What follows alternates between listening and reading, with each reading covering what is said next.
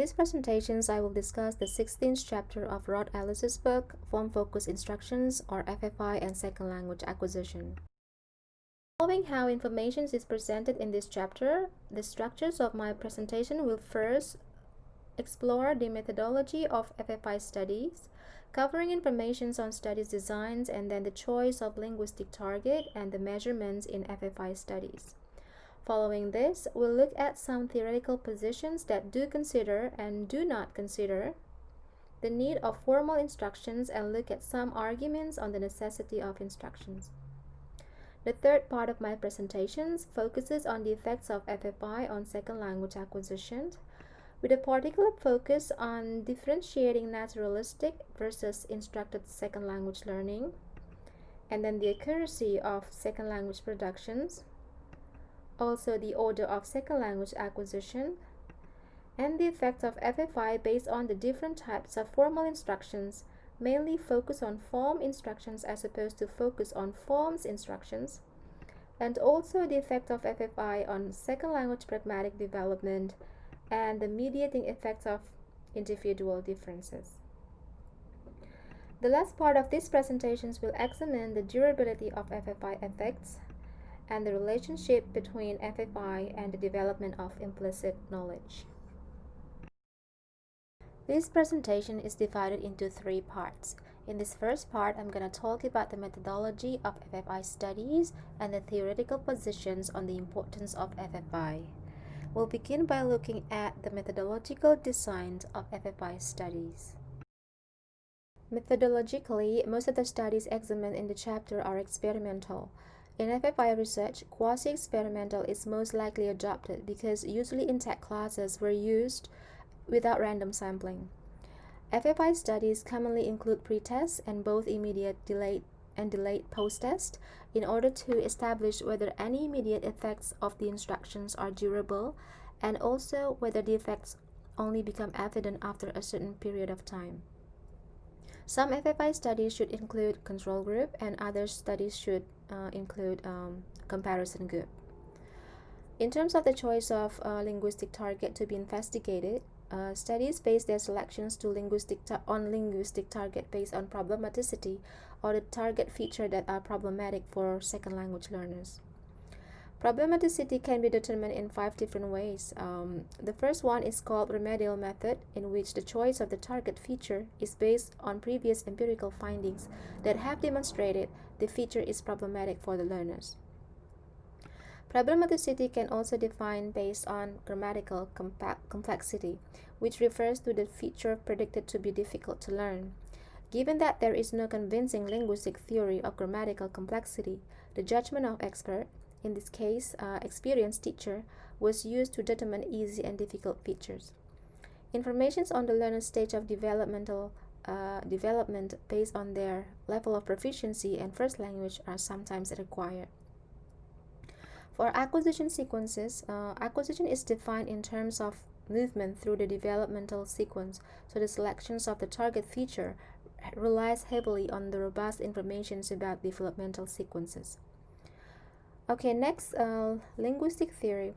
The choice is based on theoretical account of second language acquisition that make predictions of a given grammatical features that will be difficult to learn. For example, are predictions based on the parameter setting models of UG. And the last approach is based on psycholinguistic theory, that is a theory of input and output processing that predicts that a given grammatical feature will be difficult to learn. For instance, the use of Van Patten's input processing principle. Based on studies on FFI, there are 3 types of measurement of learning which are based on how construct or how acquisition is defined. Defining acquisition as internalizations of new forms, Mackey 1999 and Maisel et al. 1981 both use language productions data. Mackey used the presence of at least 2 exemplars of a structure in 2 consecutive post-tests, and Maisel et al. Proposed the emergence of the first appearance of the form in learner spontaneous production, and for this reason, a communicative task instrument is used. A meta-analysis study by Norris and Ortega, 2000, defines acquisition as increased control over use of a linguistic feature.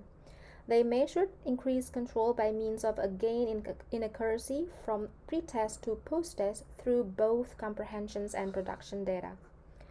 A variety of instruments such as metalinguistic judgment, selected and constrained selected response, as well as free constructed response are involved. For Doty and Varela 1998, acquisitions is defined as progress along an acquisition sequence.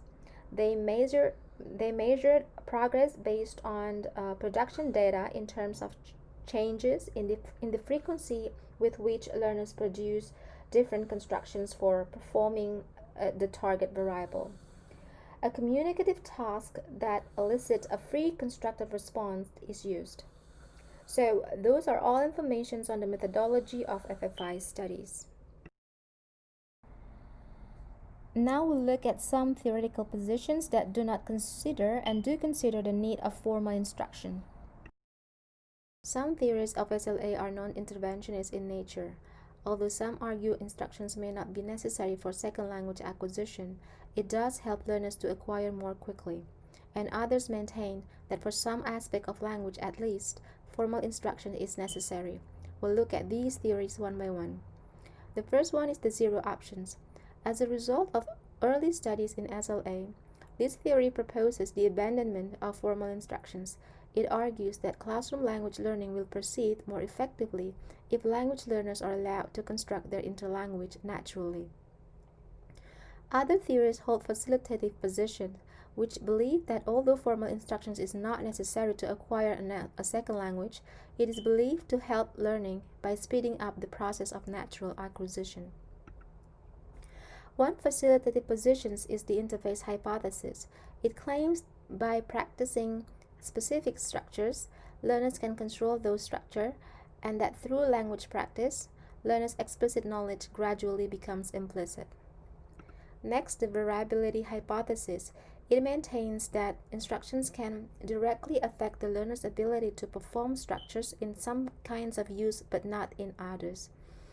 And then the teachability hypothesis, which is in line with Penniman's processability theory. It asserts that instructions can only promote language acquisitions if the interlanguage is close to the point where the structure to be taught is acquired in the natural setting, so that sufficient processing prerequisites are developed. As a result, it is suggested not to demand a learning process which is impossible at a given stage, because if learners cannot process it, they cannot learn it. The last one is the weak interface hypothesis. It argues that formal instructions helps to make the internalizations of rules easier in the long term by helping learners to notice them. Instructions works by helping learners to pay selective attention to form and form meaning connections in the input. So as far as the facilitative positions are concerned, instructions are likely to promote second language acquisition. Considerations to those theoretical positions, there are several important points to keep in mind on the necessity of FFI. First, it is clear that most second language learners, particularly adults, do not achieve full second language competence as a result of mere exposure and therefore need assistance. There may be certain linguistic properties that cannot be acquired by second language learners unless they receive instructions in those properties.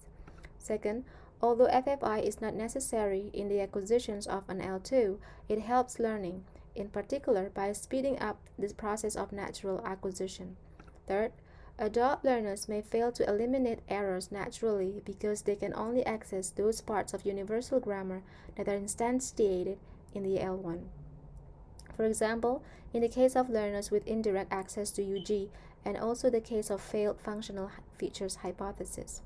And fourth, according to Ellis, FFI can help eliminate over-generalizations, that is, when learners construct an over-inclusive grammar. Thank you for watching. This presentation continues to part 2 that discusses the effects of FFI in second language acquisition.